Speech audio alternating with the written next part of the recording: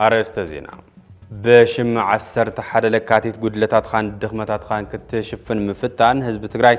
زي متونون زي تقمون يوم تباهلو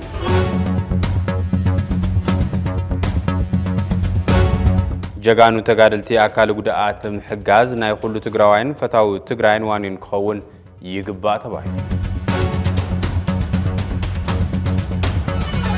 ኣብ መንጎ ኣሕዋት ዝራይ ዘሎ ምትፍናን ትግራይ ዘዳኽምን ኣብ ዘይንወፁ ዓዘቕትን ዘእትውኒ ተባሂሉ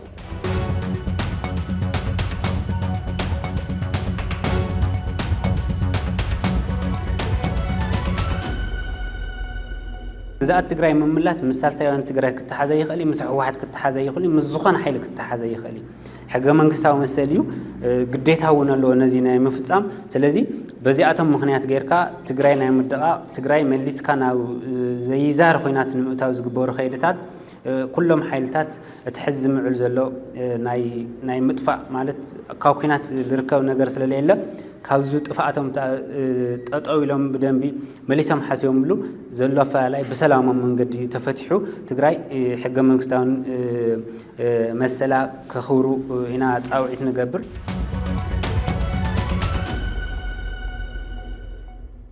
سلام طعنا بلي كبرات تخاتلتنا ادمصتنا TBS تلفزيون نالو ممشت زحزنا يوم زينا براخه جميرنا لنا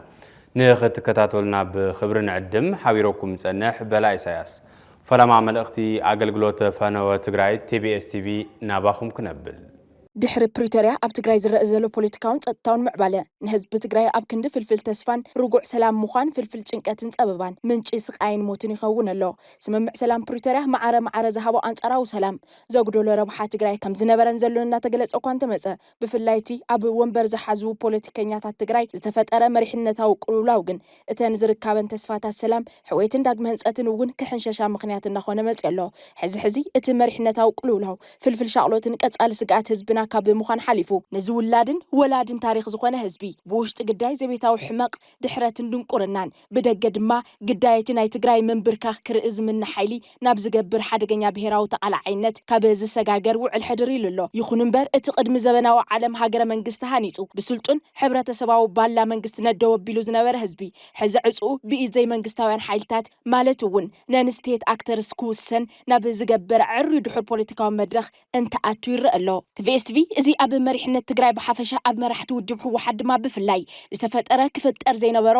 ፖለቲካዊ ኣፈላላይ ዋጋ ከም ዘኽፍል ካብ ሰናይ ጎሓቱ እናገለጸን ክግለጽ እናገበረን ምምጽኡ ዝፍለጥ ኮይኑ ዋላ ሓደ ትግራዋይ ምብዳልን ሓንቲ ንጽል ዓቕሚ ትግራይ ምጉዳልን ብሄር ከም ምብዳል ክሕሰብ ኣለዎ ካብ ዝብል መበገሲ ባይታ ሰላማዊ ቃልሲ ኮይኑ እዩ እናገልገለ መጽኡ ትካልና ምሳይ እንተዘይኮንካ አንጻር ኢኻ ኣብ ዝብል ጸሊምን ጻዕዳን ጥራሕ ዝርኢ ፖለቲካዊ ባህሊ ዓድና ተተኺሉ አንጻር ኩሎም ብድሆታት ደው ኢሉ ዘይምክፍፋል ዘይምድፍፋ ዘይምጥፍፋ ዘይምጽልላ ሞዘተ ፈለማ ቅድሚ ኩሉን ንባዕሎም ነቶም መራሕቲ ከም ዝጠቅም ካብ ዝሓሊፉ እውን ህዝቢ ሕመቕ ይጸብቕ ይስነፍ ይጎብዝ መንግስትነት ካብ ዝበሃል ትካል ተረባሓይ ዝተደመረ ዓቕሚ ክኸውን ዓልዩ ሙዕለታዊ ኣጀንድኡ መጠሻን ድልዳለን መንግስትነት ገይሩ ክሳብ ዝዕለት ኣብ ኣየር ኣሎ ይኹን እምበር እቶም መራሕቲ ንሽምግልና ቀሽን ሓጅን ኮነ ንዘተሊቅን ደቂቅን እዝኒ ብዘይ መሃብ በብዝሓዝዎ ክንፍን ጽንፍን ነጊዶም እቲ ዝተፈጠረ ክፍፍል ናብ ዝተፈላለዩ ስትራቴጂክ ትካላት እታ ብሄር ዋላ እውን ክሳብ ስድራ ቤት ክልሑክ ገይሮም ሕዚ ከም ህዝቢ ኣብ ዝጸሉ ሓደጋ ምብትታን ንኽንርከብ ምኽንያት ኮይኖም ኣለዉ እዚ ህዝቢ እዚ ውላድ ከሃብ እንትበሃል ሂቡ ስንቅኻ ቀርብ እንትበሃል ኣቐሪቡ ዕጥቅኻ ረክብ እንትበሃል ረኪቡ ነዚ መሪሕነት ዝኣሚኑ ዝከኣሉ ኩሉ ገይሩ ሕዚ እውን ዝኾነ ህዝቢ ክስኮሞ ይኽእል ምዃኑ ብዘጠራጥር መድረኻዊ ፈተና እናሓለፈ እንተሎ እቶም መራሕቲ ግን ጸርፍን ምድሃልን መስርሕ ፖለቲካዊ ገይሮም ይኸዱ ኣለዉ እዚ ኩነታት እዚ ነቲ ካብ ደገ ክመጽእ ዝኽእል ዝግመት ተጻብኦ ሰፊሕ በሪ ካብ ምኽፋቱ ዝያዳ ነቲ ኣብ ውሽጢ ተደጊሉ ዘሎ ዘይተኣደነ መረረት ዘይተነብዐ ሓዘን ዘይተሓበሰ ንብዓት ሕቶ ልምዓትን ጠለብ ሓድሽ መድረኽን ብዘይትቆጻጸሮ መንገዲ ካብ ምብራዑ ብተወሳኺ መንእሰይ ትግራይ ትሕት እንትብል ኣብ መራሕቱ ልዕል እንትብል ኣብ ዓዱ ተስፋ ቆሪጹ ንፋስ ዓውዲ ክወስዶ ይገብር ኣሎ ከም ውጽኢቱ ድማ ስደት መናእሰይን ደቂ ኣንስትዮን ብርሰሰብ ሃፍትን ምሁራትን ሕዚ ዓበይቲ መግለጽታት ተዓዲ ይኾኑ ኣለዉ እቶም ብቐሽን ሓጅን ዝተሸምገሉ ኮነ ብሊቅን ደቂቅን ክላዘቡ ዝተገበሩ እሞ ምላሾም ስረይ ስረኻ ዝኾኑ ነዚ ታሪኻዊ ህዝቢ እዚ ክመርሑ ዕድል ዝረኸቡ ወገናት እዚኦም ባእሶም ጎነጾምን ህልኾምን ነድሮምን ንባዕሎም እውን ትጠቅመ ኣይተረኣየን ሕወሓት ዝኣክል ታሪኻዊ ውድብ ኣብ ክልተ ሰለስተ ከፊሎም ሕጋውን ታሪኻዊ መንነቱ ኣብ ሕቶ እትዮም ከማ ሃይበሉን ትዲኤፍ ዝኣክል ብደም ህዝቢ ትግራይ ዝተሃነፀ ሓጹር መንነት ዋልታ ህላውን ዝኾነ ትካል ኣብ ክልተ ሰለስተ ከፊሎም ድንግፀ ይብሉን ገለገሊ እንተንሓንሐት ውድባት ከምሾማ እናተጓዓመጫ ክልተ ሰለስተ እናኾና ካብ ትእምት ክሳብ ማልት ካብ ኣክስዮን ክሳብ ዕቁብ ካብ ገጠር ክሳብ ዲያስፖራ ከፋፊሎም እውን ኣነ ንስኻና ባሂሎም እውን ከም ለምኳ ልክዕ ኮይና ይንፈልጥን ዝብሉ ኣካላት ሕዝውን ምሕፅንታ ትቢኤስ ካብዞም ፖለቲካዊ ደንብታት እዚኦም ፍሉይ ረብሓ ዘይረክብ ሓፋሽ ህዝብን መልእኽቱ ሓንቲ እያ መልሲ ንግበር ዝብል ናይዚ ኩሉ ሽግርን ብሄር ሒዙ ዝጠፍእ ሓደገኛ ወፍርን መፍትሒ መልሲ ምግባር እዩ ካብ ፅንፍን ክንፍን መልሲ ንግበር ካብ ንሕና ንሶምን መልሲ ንግበር ካብ ጸለመታት ተነጽሎታት ምድፍፋዓት ሰምውጻኣት ሓሶትን ጸርፍታትን መልሲ ንግበር ካብ እምባይ እምባኻ ካብ ስረይ ስረኻ መልሲ ንግበር ምስ ሓውካ ተባኢስካ እምባ የለን ንሓውካ ደፊእኻ ስረ የለን ሓውካ ዘይብሉ ደንበ የለን ስለዚ ካብ ዝፈላሊና እቶም ዘቀራርቡ ናይ በዝሑ ኢልካ መልሲ ምግባር ካብ ታሪኻዊ ተሓታትነትን ሕልናዊ ስብራትን የድሕን ጥራሕ ዘይኮነ ህይወት ነብሲ ወከፍ ትግራዋይ ናይ ምድሓን እቲ ዝለዓለ ተግባር እውን እዩ ህዝቢ ዝብሎ ብኽፉት ልቢ ምስማዕ ምስ ደቂ ብሄርካ ምስምማዕን ነዚ ድማ ናብ ልዝም ምምጻእ ህልው መድረኽ ዘሳግር ብሕታዊ መፍትሒ እዩ ኢልና ንኣምን እዚ እምነት እዚ እምነት ኩሎም ንሰሜን ኮነ እንደው ገጾም ዝገብሩ ሓይልታት ብዘይ ምዃኑ ህዝቢ እቲ ዝመረረ ዋጋ ይኸፍል ኣሎ እዚ ገና ዘይተሓሰበ እንተተሓሲቡ እውን ዘይተጀመረ ቅዋም መራሕቲ እንተገደደ ሎሚ ክሳብ ሕዚ ክጅመር ኣለዎ ዝብል እምነት ኣለና ጸለመታት ተነጽሎታት ምድፍፋዓት ስምውጻኣት ሓሶትን ጸርፈታትን ይኣክል ፈታዊኻ ጸላኢኻ ንምግባር ዝግበር ትጉህ ምንቅስቓስ ደው ይበል በብዕለ ጸላኢ ንምፍራይ ዝግበር ምልሓጽ ይኾኖ ኩሉ ንድሕሪት ገዲፍካ ናብ ዘተን ምርድዳእን ናብ ምስማዕን ምስምማዕን ምምጻእ ግዜ ዘይህብ ጉዳይ እዩ እዚ ብምግባር ትግራይ ካብ ውሽጢ ምፍራስ ኮነ ካብ ደገ ምፍራስ ክድሕን ንወስን TBS ኤዲቶሪያል بشم عسرت حدا لكاتيت قدلتات خان دخمتات خان كتشفن مفتان حزب تግራይ ዘይመጡኑን ዘይጠቅሙን እዮም ተባሂሉ ክብርታት ለካቲት ዓቂብና ሰላማውን ፖለቲካውን ቃልስና ክንሐይል ገባ ክብል ቢሮ ጉዳያት ኮሙኒኬሽን ኣብ ዘውጽኡ መግለጺ ሓቢሩ ኣብ ዝሕዚ እዋን ኣቲናይ ዘለና ሓድሽ ምዕራፍ ቃልሲ ቡነ ተረዲና ግዛታዊ ሓድነት ትግራይን ተመዛበልትና ብዝነበርዎ ክምለሱ ሕገ መንግስታዊ መሰል ህዝቢ ትግራይና ብንቡር ንክምለስን ሓድነትናን ቃልስናን ዓቂብና ንምዕዋት ኣብዛ ክብርት ዕለት ቃልና ክነሐድስ ይግባእ ክብል نبعل عسرت حدا لكاتي أملكيتو أب زوج أو مجلس حبيرو بيراو حدنتنا محاس مثل الرأس وساننا بزبل مري حسب مبل 50 حدا عمد زخري عسرت حدا لكاتي يخبر كم زلوز جلس أتبيرو أبزي واني قات منازل لوز تحلل خفتناتات النامكتنا مسرتاو حتوتات حزب تግራይ ጉቦ ግብረ መልስ ንኽረኽቡ ሓድነት ናስጢምና ብምርብራብ ክኸውን ኣለዎ ክብል ጸዊዑ ኣብ ልዕልና ንዝመጽእ ዝኾነ ይኹን በደልን ወጽዓን ዘይንቕበል ምዃንና ብሽም 11 ለካቲት ነረጋግጽ ደማ ይብል ቢሮ ጉዳያት ኮሙኒኬሽን ትግራይ ዝኾነ ይኹን ሓሳባውን ፖለቲካውን እምነት ኣፈላላይ ዋላ ይሃሉ ኣብ ዙርያ ጽምብል 11 ለካቲት ግን ሓበራዊ ኩርዓትን ክብርን ክስምዕና ኣለዎ ዝበለት ቢሮ ንለካቲት 11 ግቡ ክብሪ ዘይምሃብ ኾነ ብሽም 11 ለካቲት ጉድለታት ኻን ድኽመታት ኻን ክትሽፍን ምፍታን ህዝቢ ትግራይ ዘይምጡኑን ዘይጠቕሙን ስለ ዝኾኑ ነዚኦምን ከምዚኦምን ዝበሉ ምልክታታት ብምእራም ንታሪኽናን ክብርናን ብዝምጥን መልክዑ ክነኽብሮ ይግባእ ኢሉ ቢሮ ጉዳያት ኮሙኒኬሽን ትግራይ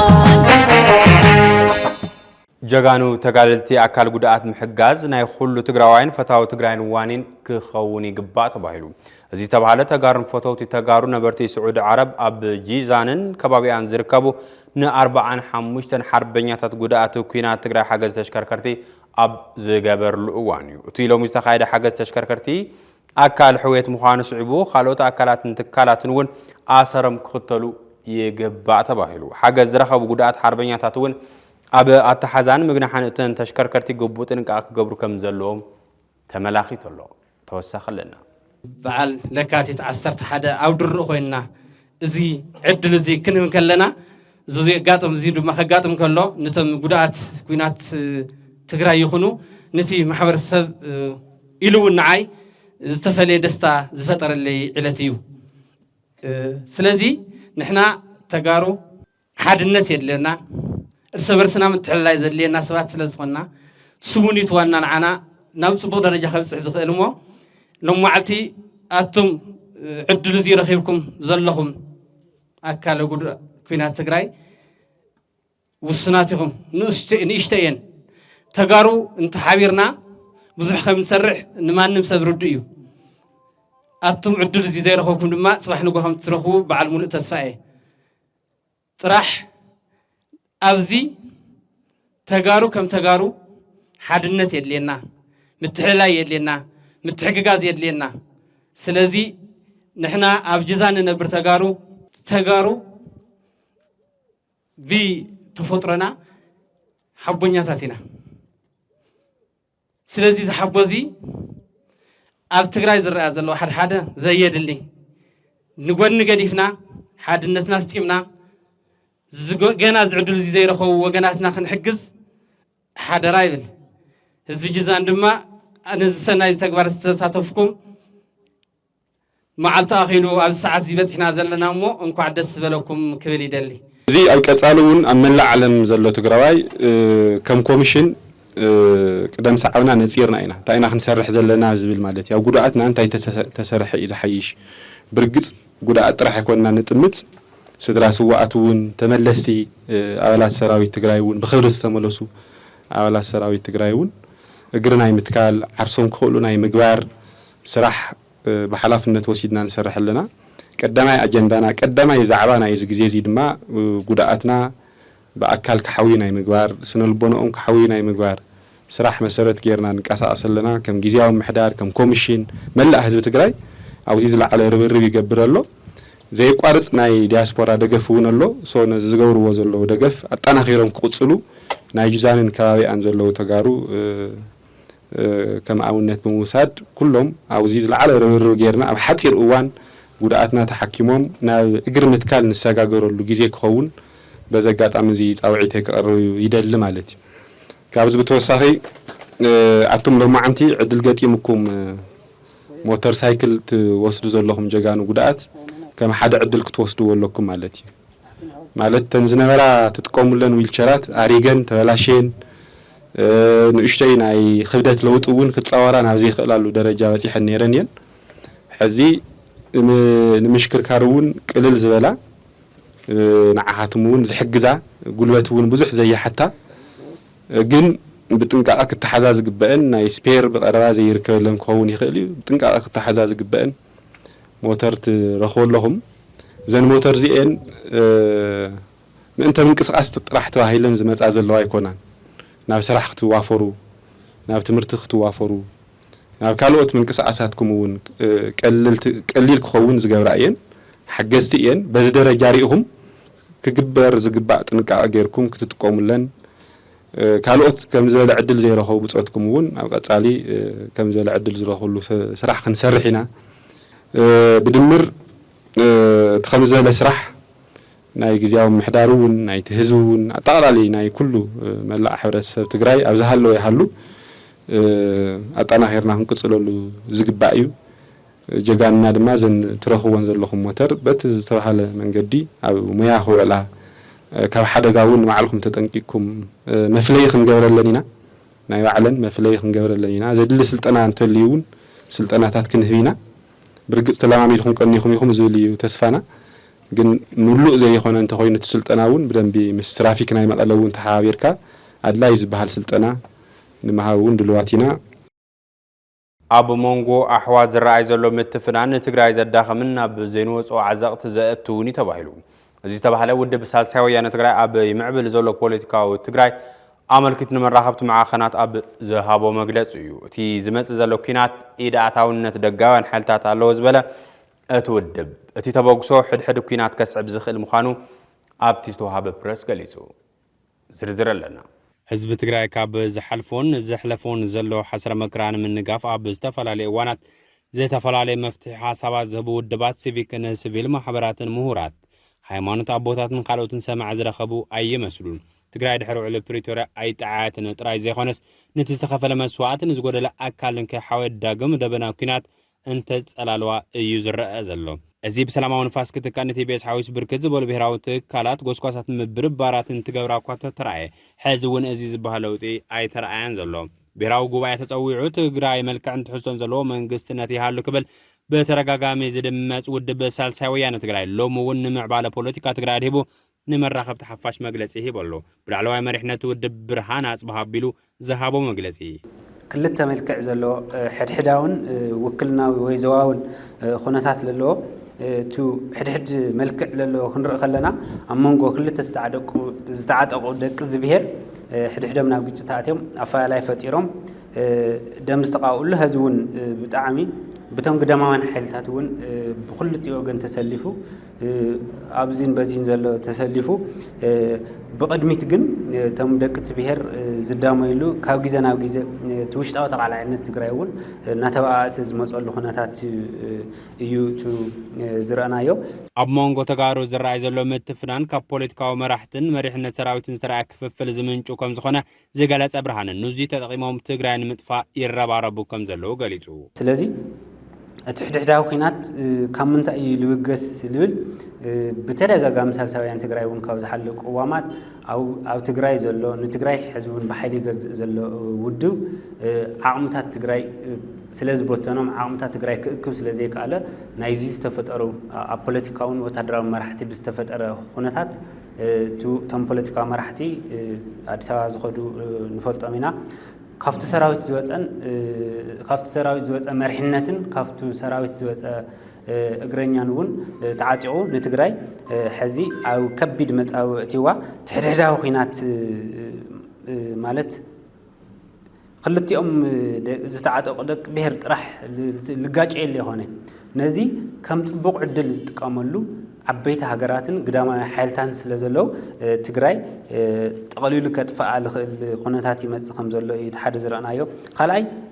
تجراي أفتحلو قناتات نزي مسيرة غيره جزاء تجراي كمناي جزء سجا أو إيد بزحت حالتات سماعات ويزود قالوا يتحدث زرانايو توم زراعي زلو قناتات وعلى بريتوريا بزي متكبارون استحدث جمرتنا بسبوان وبزي متاون مخنات استفترة كم زخنا زبرها برهانة فدرال منجستي قبوا حلف إنه تكيتواصل بمترافو بوزح نجار مقداري زارب نتخينات كافت حد كجاد دول خلون تناي جزءاتن نيتها مزاولتن زي مملس لزخنا فيدرال منجستي بزي وعى الحدر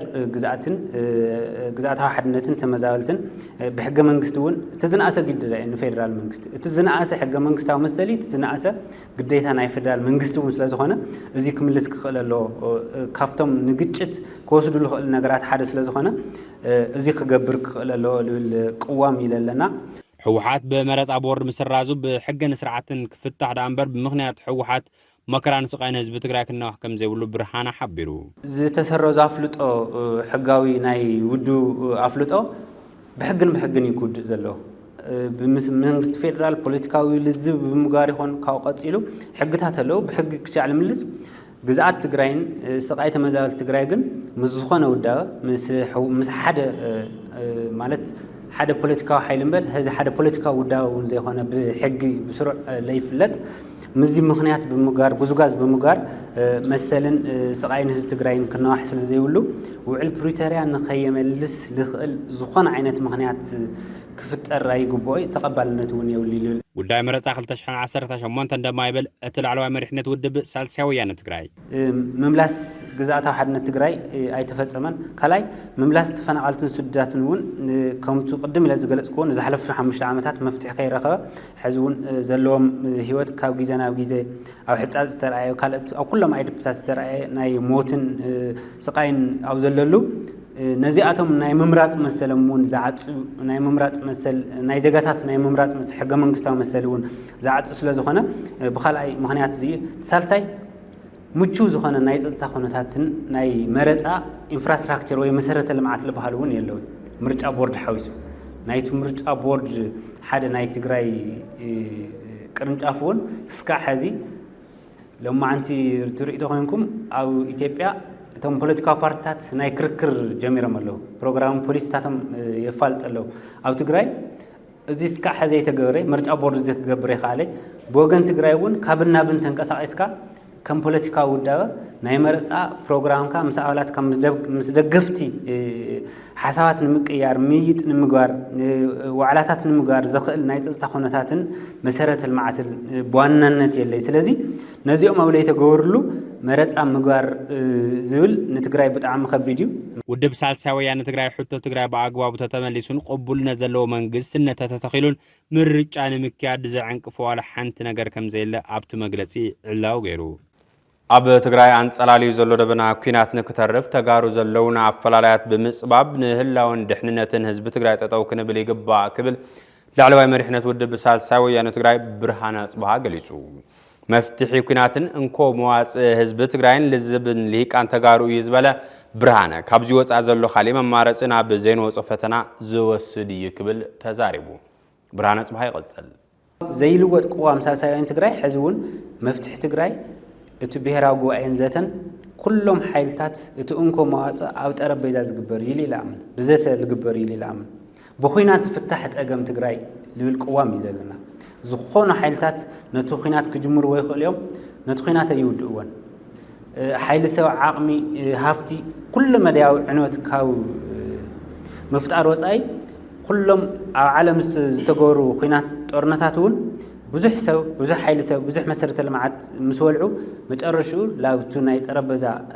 ናይ ዘተ ላብ ንግግር ምምፁ ስለለይቃሪ ማለት ተዚ ኣብ ሓደጋ ምፍራስ ገጢምዎ ዘሎ ናይ ትግራይ እውን ናይ ቀረባ ኣብነት ክኾነ ናይ ፕሪቶሪያ እዩ ድሕሪ ኩሉ ህይወት ልዕሊ 1 ሚልዮን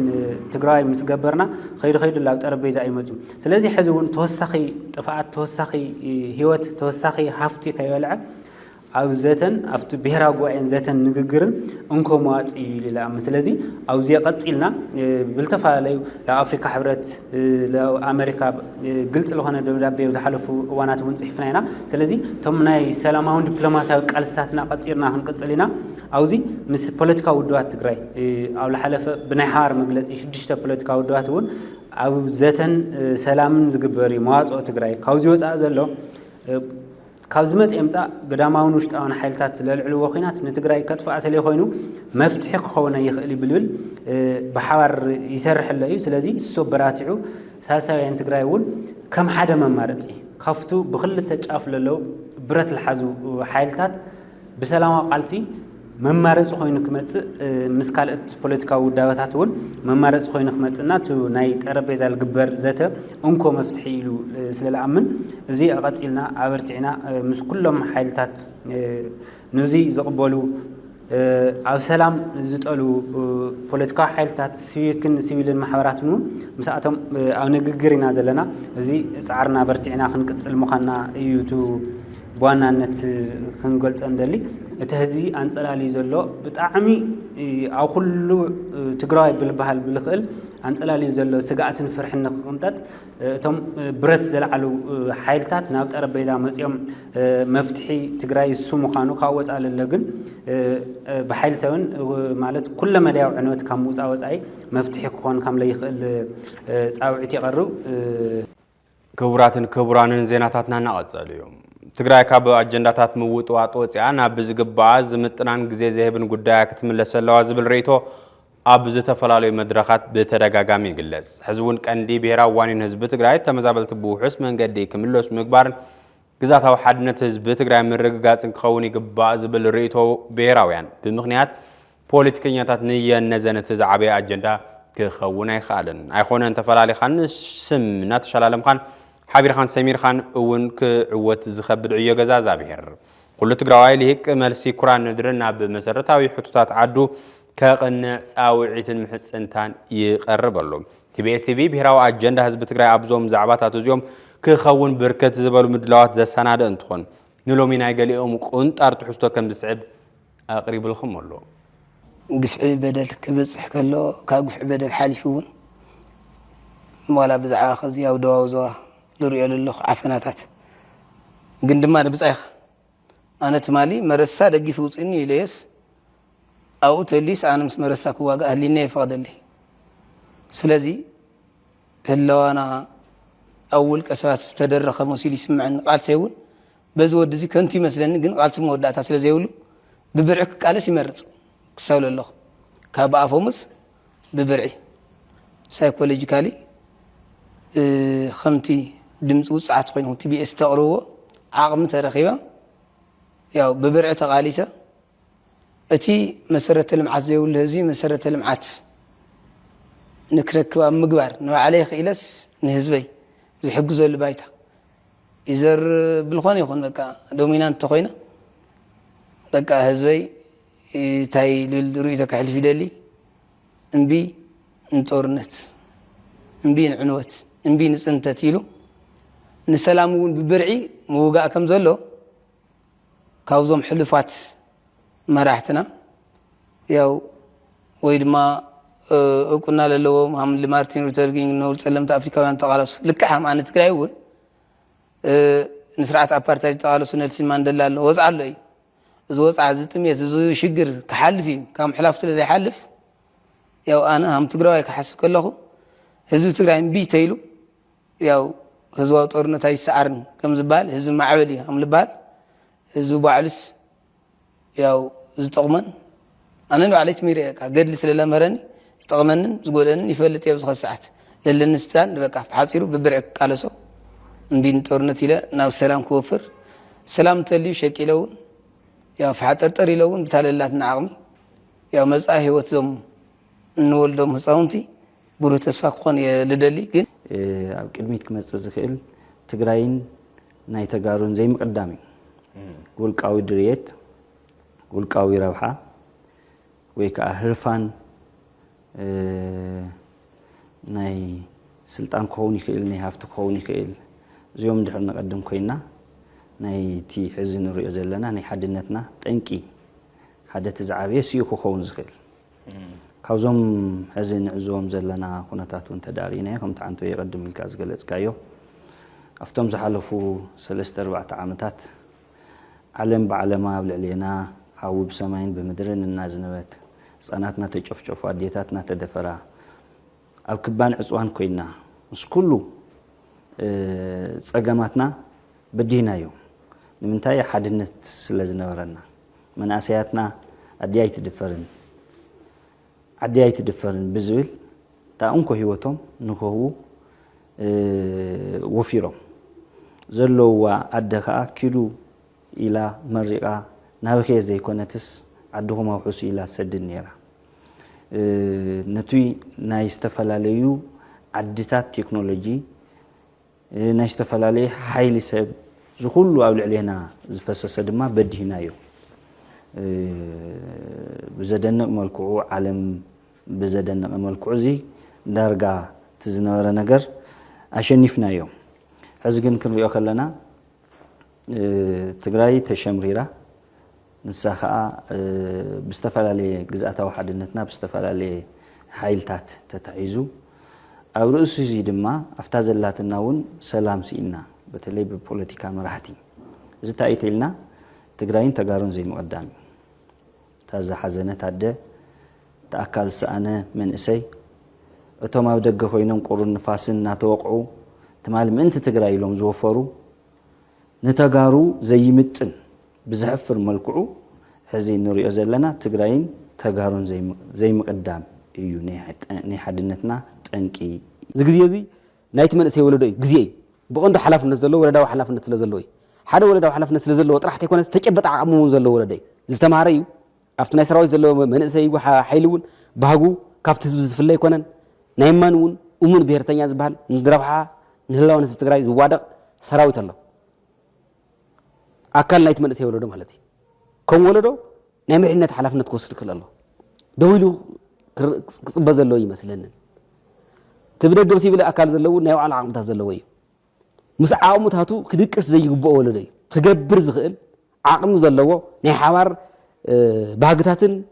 ድሌታትን ዘለዎ ወለዶ እዩ ካብኡ ናብኡ እውን እሱ ጥራሕ ኣይኮነ ካብኡ ናብኡ እውን እዚ ወለዶ እዚ ከም ወለዶ ዝተገለለ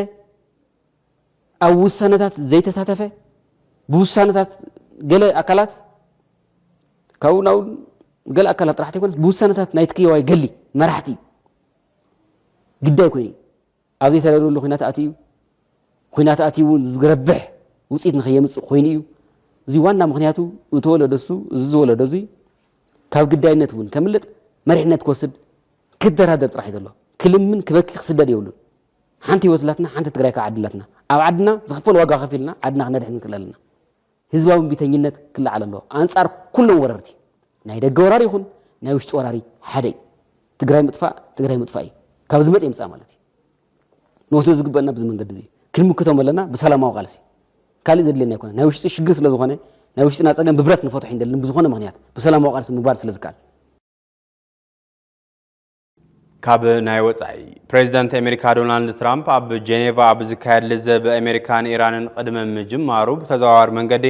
ከም ዝሳተፍ ገሊጹ እቲ ፕሬዚደንት ኣብ መንጎ ክልቲአን ሃገራት ዝካየድ ዘሎ ልዝብ ክዕወት ይመስለካ ድዩ ተባሂሉ ብጋዜጠኛታት ዝቐረበሉ ሕቶ ውዕል ክገብሩ ዝደልዩ ይመስለን እምበር ስምምዕነት ዘይምግባር ዘስዕቦ ሳዕቤን ክቕበሉ ዝደልዩ ኣይመስለንን ከም ዝበለ ቢቢሲ ጸብጺብዎ ኣሎ ኢራን ኣዝያ ሓያል ተደራዳሪት እያ ብጽቡቕ ይኹን ብሕማቕ ክብል እውን ፕሬዚደንት ኣሜሪካ ትራምፕ ወሲኹ ገሊጹ ነተን ቢቱ ቦምባ ዝድርበያ ብነፈርቲ ቅድሚ ምልኣኽና ንኒኩለራዊ መንገድታት ንምዕናው ስምምዕ ክንገብር ንኽእል ነርናን ሕማቕ ተደራደርቲ እዮም ድሕሪ ምባል ሕዚ ግን ተሓታቲ ይመስለኒ ኢሉ እዚ ውዕል ክገብሩ ይደልዩ እዮም ክብል ገሊጹ ፕሬዚደንት ትራምፕ ነዚ መብርሂ ድሕሪ ምግላጹ ድሕሪ ቁሩብ ሰዓታት ወሃብ ቃል ሚኒስተር ጉዳያት ወፃኢ ኢራን ብዛዕባ እቲ ዝረርብ ተስፋ ከም ዘለዎን ኣሜሪካ ካብቲ ቅድሚ ሕዚ ዝነበረቶ ብልዑል ርትዓዊነት ምዃና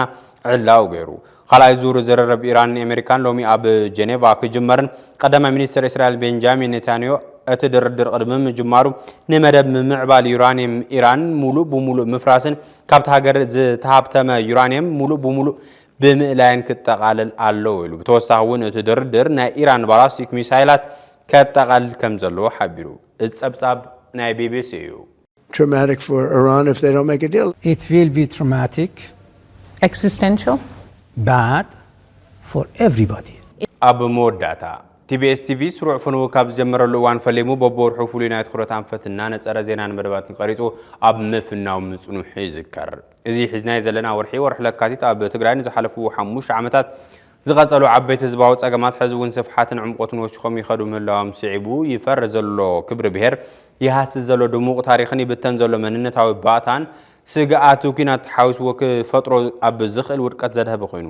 ሕሰም ኩናት ኣብ ምቅላሕን ዋጋ ሰላም ኣብ ምግላህን ክኸውን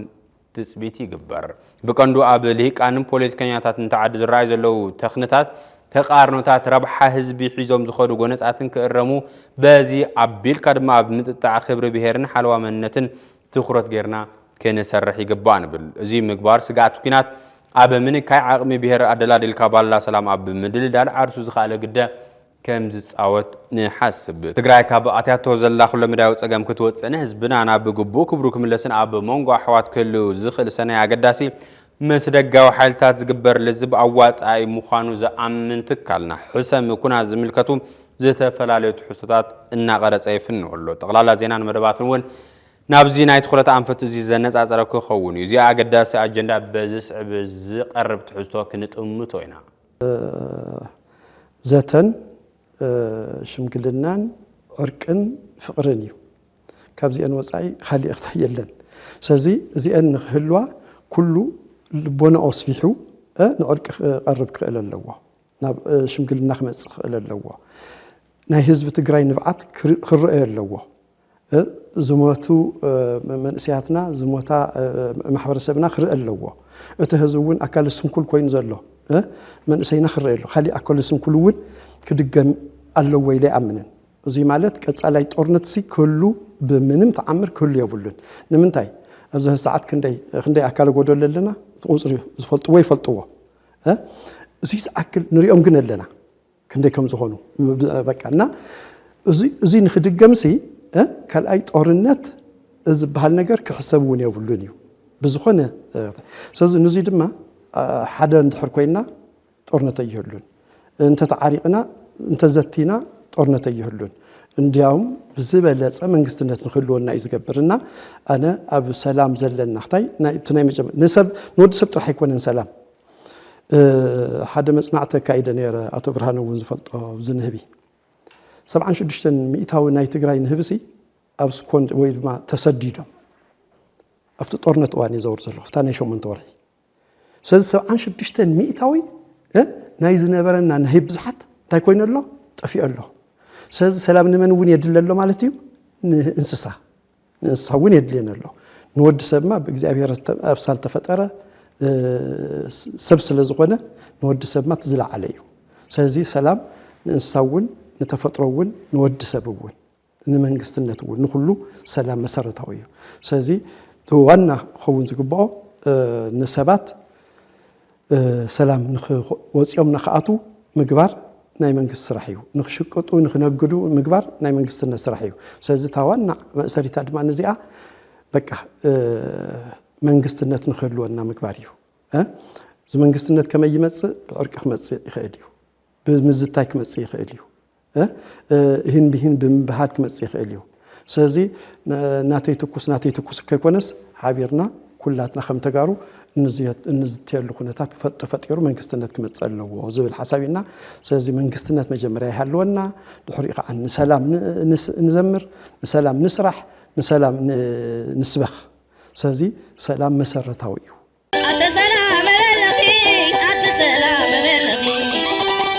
ክልተ ደቅና ነዋዲኺ ውልድን ዋላደ ነባሊዒ ዓደ ሓጎስ ነይሩ ዓደ መርዓ ዓደ ዓበይቲ ዓደ መንእሰይ ነይሩ ዓደ ቆልዓ ዓደ ተስታይ ነይሩ ዓደ ጣዓ ኣንታ ዝኩሉ ናበይ ኣሎ ህዝብና ሰላም ይበል ኣሎ ክቡራትን ክቡራንን ዜናታትና ክትከታተሉ ፀናሕኩም ይመስል ነይሩ ምስ ተረፉ ምድላዋ ቲቢኤስ ሓቢርኩምና ፅንሑ ሰላም